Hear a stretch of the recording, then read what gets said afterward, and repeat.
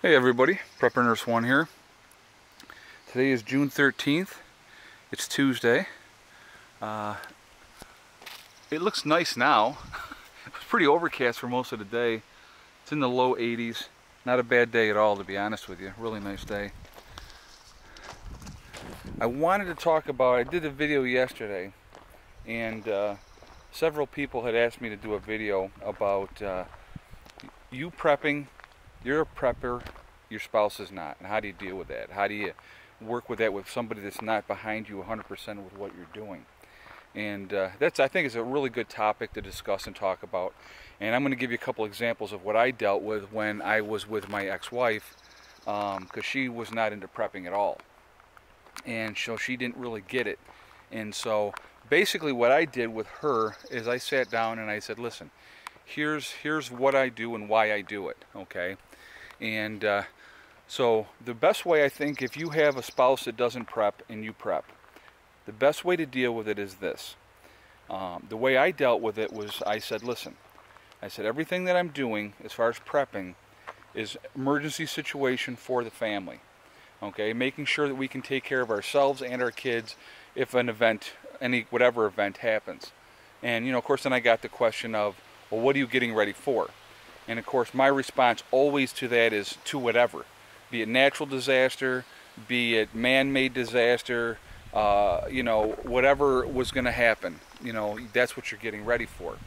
So, and then we used to always follow that up with, listen, there's a lot worse hobbies that I could have. You know, you can say, listen, it's a hobby.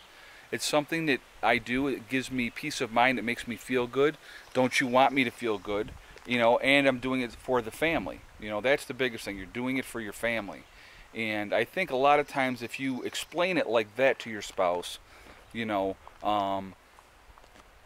then it's, you know, then it's okay. And here's the thing is, you can't be obsessed with prepping, okay? I think, and as a prepper that is probably more extreme than most people, you know, I don't sit every day and go, oh my God, I gotta, you know, get ready, the end of the world is coming. That's not my mindset. My mindset is, if I'm out and I see something, my mindset is always in a prepping mindset for me. That's just kind of how I am. But I think, what can I use that for? What's that going to do to help us as a family?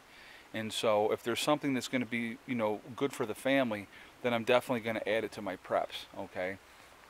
So, but the thing is, I don't go into debt to do it. I'm not, you know, not going on vacation because I got to do prepping instead. I mean, you know, I'm not taking the lavish vacation, obviously.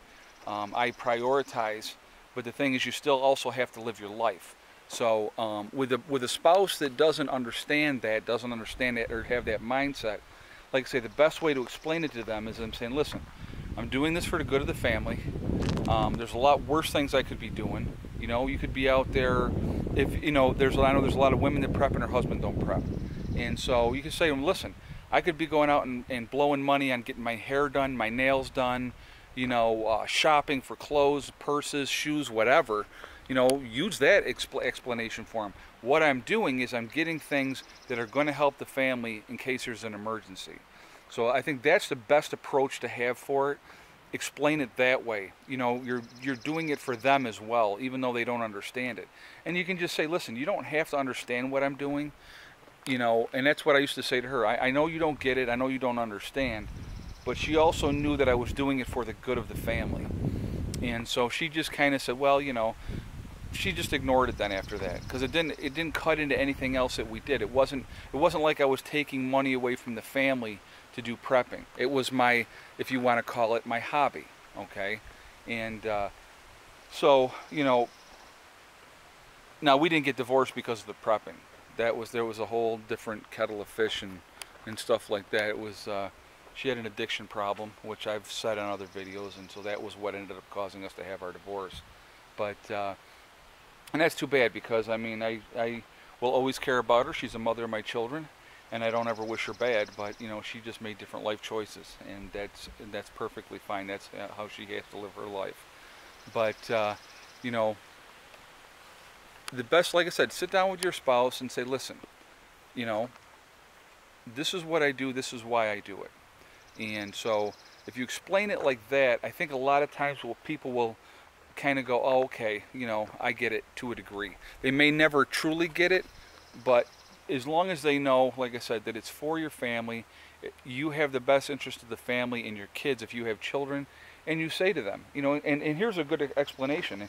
And you can, and what I did is, the way I did it, was I used Hurricane Katrina down in New Orleans.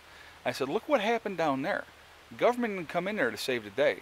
It was a while before they got in there. You know, you have to be able to take care of yourself.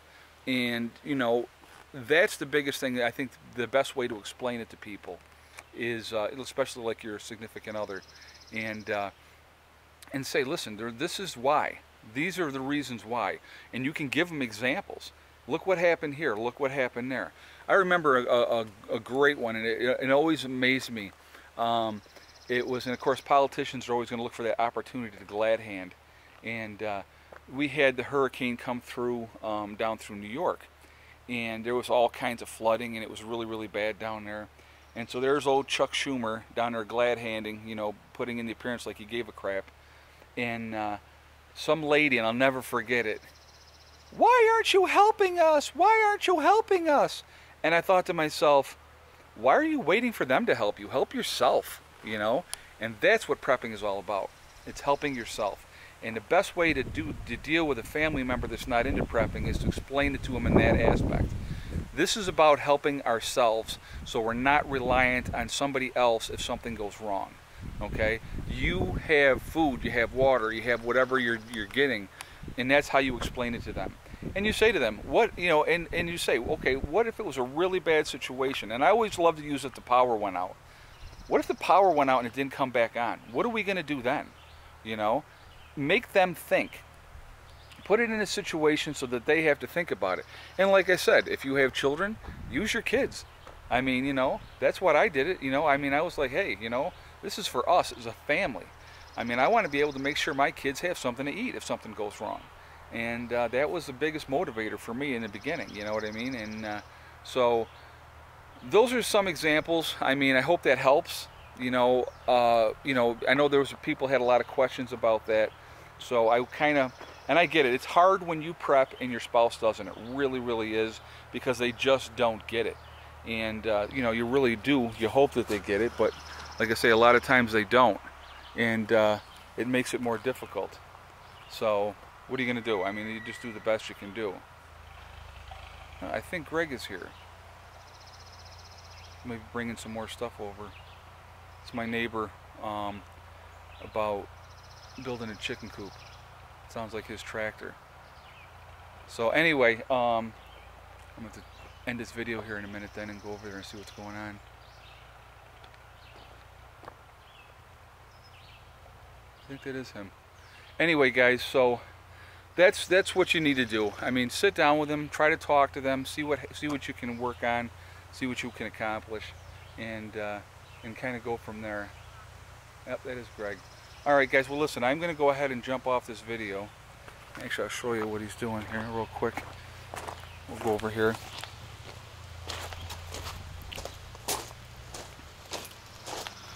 We're going to put the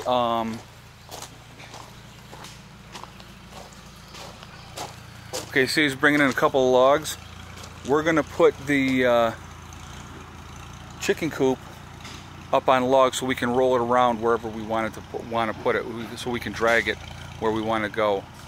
So he's bringing that back in here now.